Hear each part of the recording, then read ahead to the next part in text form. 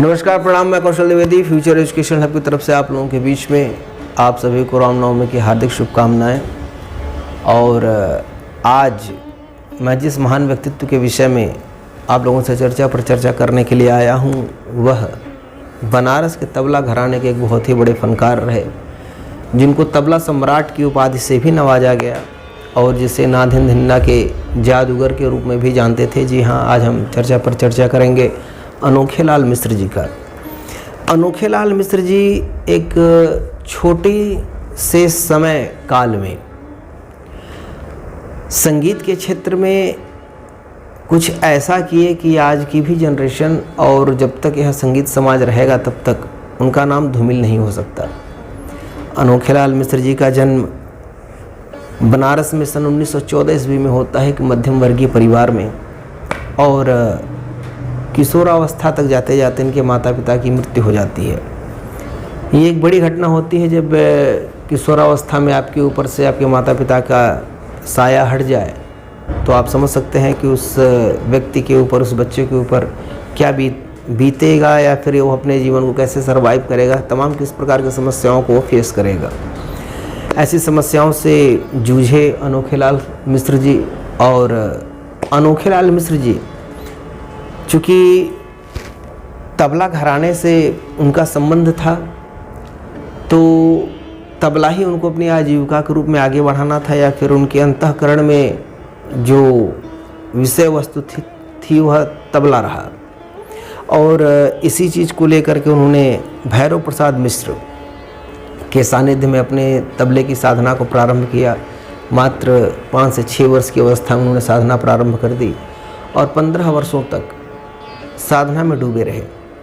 उनके एक शिष्य थे, उन्होंने अपनी किताब लिखी हुई थी जिनका नाम था चंद्रनाथ शास्त्री जी। चंद्रनाथ शास्त्री जी का कहना था कि अनोखेलाल मिश्र जी साधना के रूप में तबला वादन को ही वरीयता देते थे। कहने का अर्थ ये है कि वह संगीत को ही साधना का माध्यम बना लिए थे। उनका मानना था कि जब मैं तबला वादन कर रहा हूँ तो मैं ईश्वर की आराधना कर रहा हूँ। तो इससे आप समझ सकते हैं कि सामने वाले के अंतःकरण में किस प्रकार संगीत रचा और बसा हुआ है। और इस कारण उनका ये जो डेडिकेशन था, उनका ये जो समर्पण था संगीत के प्रति, माँ सरस्वती की कृपा उन पर हुई और उन्होंने उस चीज़ को डिलीवर भी किया। अनोखेलाल मिश्र जी की मृत्यु 10 मार्च सन 1958 में हो जाती है। अब सोचिए, जन्म होता है 1914 में, मृत्यु होती है 1958 में।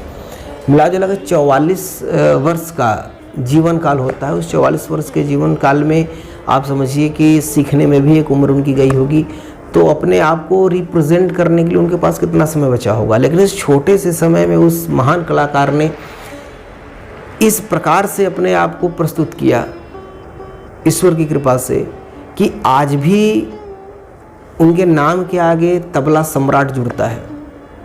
तो उसका सिर्फ एक कारण मुझे लगता है, वो ये है कि इस संगीत को अपने अंतःकरण में उन्होंने ऐसे बैठाया जैसे शरीर के अंदर आत्मा। ये बड़ी बात थी। एक बहुत बड़े तबला वादक रहे समता प्रसाद जी, जिसके नाम से आप वाकिफ होंगे, वाकई बहुत बड़ा नाम। समता प्रसाद जी अनोखेलाल मिश्र जी के विषय में बताते हुए एक इंटरव्यू में कहते हैं कि मैं अनोखेलाल जी का सिर्फ 1/4 बजाता हूँ, जबकि समता प्रसाद बहुत बड़े फनकार रहे तबले के। उनका कहना रहा कि मैं अनोखेलाल मिश्र जी का 1/4 बजाता हूँ और बाकी का 1/4 सीखने के लिए अगला जन्म लेना पड़ेगा। जबकि अनोखेलाल मिश्र जी समता प्रसाद जी का बहुत सम्मान करते थे, उनके बारे में कहा करते थे कि इंस्पिरेशन की तरह मैं इनको सुनता हूँ, इनको जब सुनता हूँ तो मुझे कुछ जानने को मिलता है। तो बड़प्पन था कलाकारों का। और वास्तव में ये है कि अगर आप अंतःकरण से अगर आप कलाकार हैं तो कभी भी किसी कलाकार का आप सम्मान नहीं करेंगे, उसे आप डिमोलाइज नहीं करेंगे।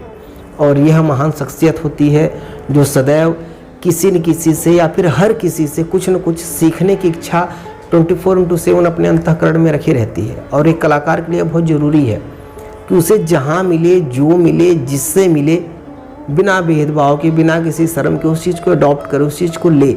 ऐसे ही हम अपना संग्रह तैयार करते हैं। अनोखेलाल मिश्र जी जो नादिन धिन्ना का बोल बजाते थे, जिसके लिए उनको जादूगर की उपाधि दी गई थी, उसको बाद में पतंग टका नाम की एक शब्दावली में पिरोया गया, कहा गया कि यह पतंग टका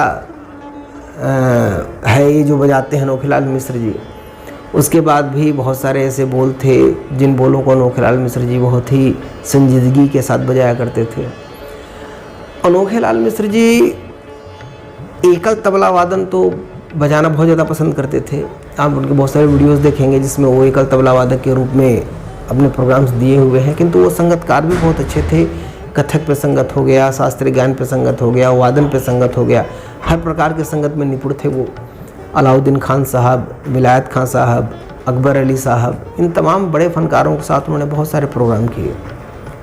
जिस समय ऑल इंडिया रेडियो पे प्रोग्राम देना गर्व की बात मानी जाती थी, उस समय Anokhelal Mishra ji all India radios पे दर्जनों के हिसाब से प्रोग्राम दिए। लगातार एक लड़ी लगा कर उनके प्रोग्राम कंटिन्यू चला करते थे। अनोखेलाल मिश्र जी सन 50 के बाद या फिर 50 के ही टाइम पीरियड में उनकी ख्याति इतनी थी कि वह देश के तमाम कोनों में अपने प्रोग्राम तो किया ही करते थे।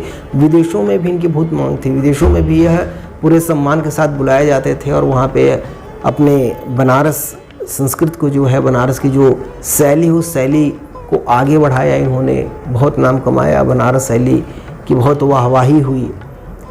उस समय अमेरिका में वॉइस ऑफ अमेरिकन द्वारा एक प्रोग्राम प्रस्तुत किया जाता था। उस प्रोग्राम में भी अनोखेलाल मिश्र जी अपने तबला वादन के माध्यम से भारत की इस संगीत परंपरा को आगे बढ़ाए और नाम इसका ऊंचा किया।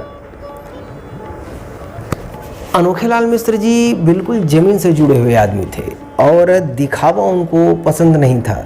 इसलिए जहाँ पे उनके समकालीन जो भी कलाकार थे, जो सेम लाइक ए सेलिब्रिटी अपना जीवन व्यतीत करते थे, वहाँ अनोखेलाल मिश्र जी को एकांत में रहना, शांत रहना और दिखावे से बिल्कुल अपने आप को दूर रखना इनकी जीवन शैली का एक हिस्सा था।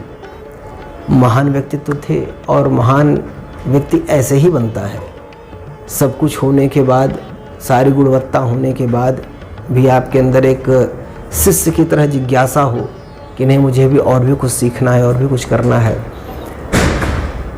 तबला वादन की जो शिक्षा तो उन्होंने दी ही, बहुत सारे उनके शिष्य हुए। साथ ही साथ जीवन को जीने का क्या सलीका है, जीवन को जीने का क्या तरीका है, उसकी भी बहुत बड़ी सीख अनोखेलाल मिश्र जी देते हैं। दुर्भाग्यवश इनके पैर में चोट लगी और उस चोट ने एक भारी बीमारी का रूप धारण कर लिया और उसी बीमारी के चलते 10 मार्च सन 1958 को अनोखेलाल मिश्र जी इस धराधाम को छोड़ के चले जाते हैं।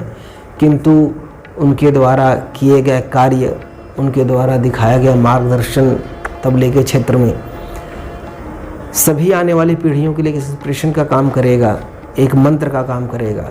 और आज मैं अपने इस वीडियो के माध्यम से उनको प्रणाम करते हुए प्रभु से प्रार्थना करता हूँ कि उनका नाम ऐसे ही इस सृष्टि में, इस जहान में चमकता रहे, जगमगाता रहे और ऐसे महान विभूति हम लोगों के लिए एक धरोहर है। इन्हीं बातों के साथ आज की इस एपिसोड को मैं यहीं पे समाप्त करता हूँ। अगर आपको मेरे द्वारा ये जो एपिसोड चलाए जा रहे हैं पसंद आ रहे हों तो आप प्लीज़ चैनल को सब्सक्राइब करिए, थोड़ा शेयर करिए ताकि और लोगों तक रीच पहुँच सके। तब तक के लिए धन्यवाद। महादेव।